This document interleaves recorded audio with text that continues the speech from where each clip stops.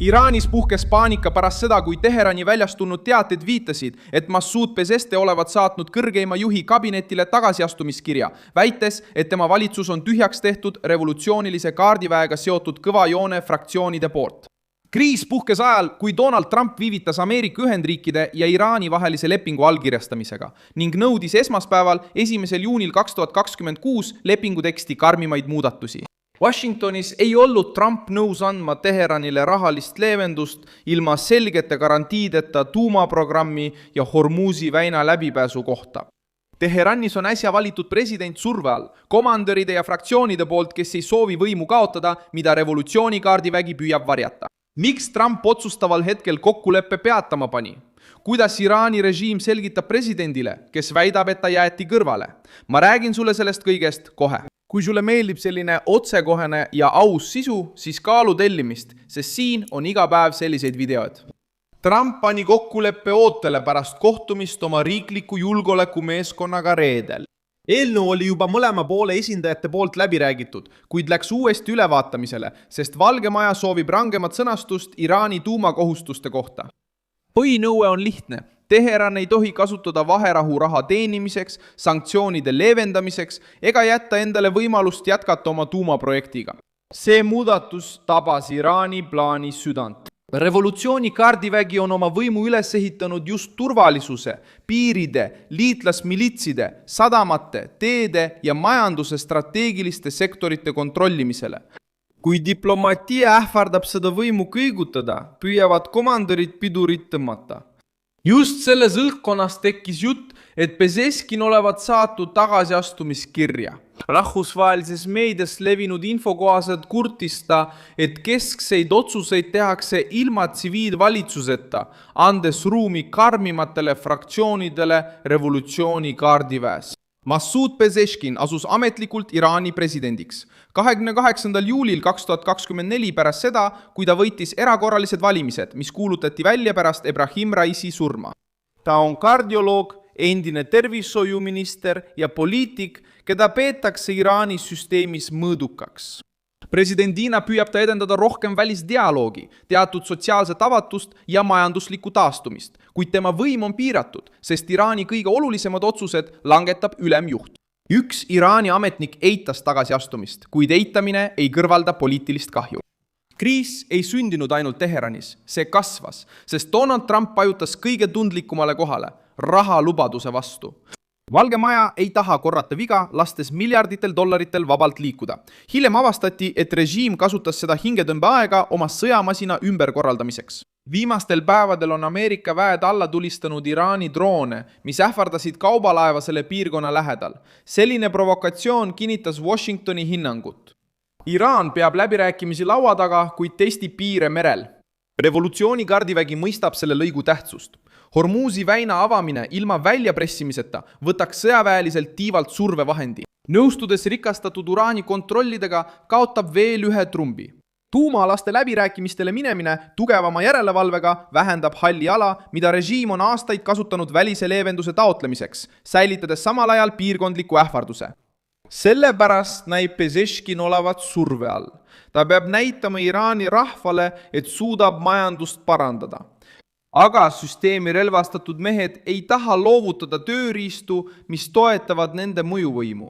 Trump märkas seda lõhet ja tegutses selle põhjal. Ta ei sulgenud läbirääkimiste ust, kuid ei olnud ka nõus allkirjastama nõrka dokumenti ainult selleks, et rahu välja kuulutada.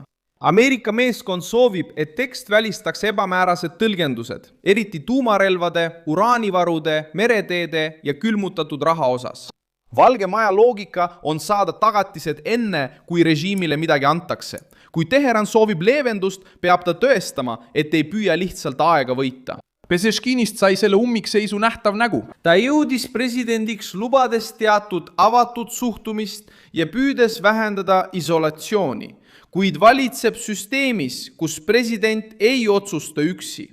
Tegelik võim kuulub ülemjuhile, revolutsioonikaardiväele, usulisele süsteemile ja julgeolekuteenistustele. kui kokkulepe Ameerika Ühendriikidega edasi liikus, näitas see struktuur, et ei kavatse lubada tsiviilpresidendil üksi teha otsust, mis mõjutab riigi tuuma. Võimalik tagasiastumine näitab sügavamat kriisi kui lihtsalt valitsuse sisene vaidlus. Iraan on lõhestunud majandusliku hingamisruumi vajaduse ja hirmu vahel näida Trumpi ees kaotajana. Rahvas tunneb inflatsiooni, nappust, sanktsioone ja pidevale vastasseisule rajatud välispoliitika hinda. Sõjaline eliit tunneb teistsugust survet. Kui nad nõustuvad karmide tingimustega, kaotavad nad osa kontrollist. Kui nad keelduvad, jääb režiim isoleerituks ja rahvas puutub kokku veelgi suurema kannatusega. Just siin muutub Trumpi samm veelgi raskemaks. Kui ta nõudis muudatusi pärast seda, kui oli öelnud, et leping on peaaegu valmis, tegi ta selgeks, et allkirjastamist ei kasutata tühja trofeena. Ameerika president soovib dokumenti, mis seoks Teherani kontrollitavate kohustustega. See sunnib revolutsioonikaardiväe ebamugava valiku ette. Kui nad blokeerivad, tunnistavad nad maailmale, et eelistavad sisemist võimu säilitada, selle asemel, et avada tee omaenda Iraani rahva olukorra leevendamiseks. Järgmine samm sõltub Teherani vastusest muudetud tekstile. Kui režiim aksepteerib muudatused, võib kokkuleppe edasi liikuda ajutise vaherahuna, andes 60 päeva sügavamate läbirääkimiste pidamiseks tuumaprogrammi ja sanktsioonide üle. Kui kaardivägi karmistab oma seisukohti, peaks poliitiline kriis Iraanis süvenema, sest president on juba nõrgenenud ja otsustuskeskus näib olevat nihkunud komandöride ja ideoloogiliste tiibade kätte. Washington jälgib samuti, kes räägib Iraani nimel. Üks asi on pidada läbirääkimisi diplomaatidega, kes lubavad avatust. Teine asi on avastada, et lõplik sõna on nende käes, kes peavad järeleandmisi alanduseks.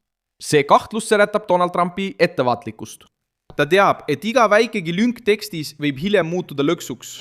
Seetõttu nõuab ta selgemaid tingimusi, kindlaid tähtaegu ja garantiisid enne igasugust rahalist leevendust. Uudis Pesachkini kirjast tõstatas küsimuse, mida režiim ei suuda pelgalt eitusega matta. Kes tegelikult juhib, kui läbirääkimised puudutavad raha, uraani ja hormusi? Vastus peitub konfliktis endas. President püüab läbi rääkida majandusliku ellujäämise nimel. Kaardivägi püüab säilitada kontrolli. Trump hoiab pastakad käes ja nõuab, et režiim valiks tõsise kokkuleppe või omaenda lõhe avalikustamise vahel. Tagajärg on tohutu. Vahetu tagajärg on peatatud kokkuleppe, nõrgenenud Iraani presidendiamet ja revolutsiooni kaardivägi, mis on sattunud surve keskmesse. Režiim soovis näidata jõukuvandit, kuid nüüd peab ta selgitama, miks tema president räägib lahkumisest just siis, kui kõige olulisem kokkulepe USA-ga on laual. Teherani järgmine vastus ei otsusta ainult vaherahu, vaid näitab ka seda, kas Iraanil on veel tsiviilvalitsus, mis suudab läbi rääkida. Või on kõva liini tiib lõplikult ohjad enda kätte haaranud. Mina olen Milson Alvese Global rahvusvaheliste suhete asjatundja ja minu eesmärk on hoida sind iga päev tõega kursis. Uudiste lingid leiad video kirjeldusest. Pane sellele videole like, telli kanal ja vaata lõpus kommentaare, et olla Milson Alvese kogukonnaga veelgi rohkem seotud.